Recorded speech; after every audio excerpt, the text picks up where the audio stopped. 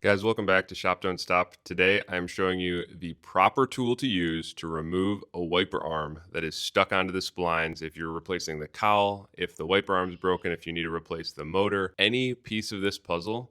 If you got to get that wiper arm off, let me show you how we do it. This is real time, real life. I've done one side. Let's see what this tool can do on the other side of a 30-year-old car that has two different types of metals. The arm is basically auto welded to the splines underneath it. So let's use this tool to try and get it off using the Lisle Wiper Arm Puller. Using the engine bay of the E36 as the backdrop, here's the tool, two arms on either side. One arm here, one arm there. And this big wedge shaped thing has its own distinct bolt that it threads onto. And when you turn it righty-tighty, those wings get pressed out and the pieces on the bottom cinch underneath the wiper arm. And then once you're in that position, then you thread through the center of the larger bolt and press up on the post. Let's show it in action now.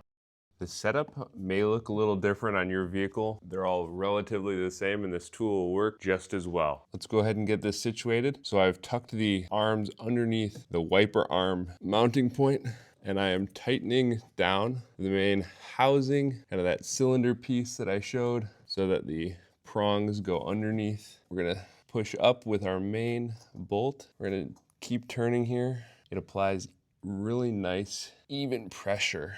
Limiting factor here might be the force that we can apply. Let me see if I can get some pliers on that. Okay.